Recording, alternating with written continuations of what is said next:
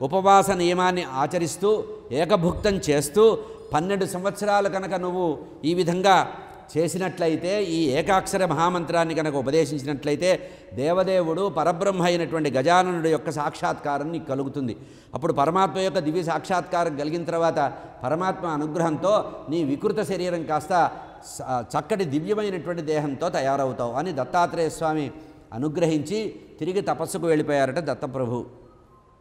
వెంటనే పిల్లవాడు తల్లిదండ్రుల దగ్గర ఆజ్ఞ తీసుకొని మీరేం బాధపడవద్దు, దత్తాత్రేయ స్వామి అనుగ్రహం చెప్పిన తర్వాత, మార్గం చెప్పిన తర్వాత జరగకుండా ఉండదని ఆ కృతవీర్యుడి దగ్గర అనుమతి తీసుకొని కార్తవీర్యుడు అరణ్యాలకు బయలుదేరాడు. ఎందుకంటే సాధన చేయాలంటే ఒక్కడుగా ఉండాలి, సాధన చేయడానికి ఏకాంతవాసం చాలా ముఖ్యం కనుక అట్లా వెళ్ళిపోయి ఒక అడవిలో ఒక పర్ణకుటీరం ఆకులతో కట్టెలతో పేర్చుకొని ఒక కుటీరాన్ని నిర్మాణం ఏర్పాటు చేసుకున్నట.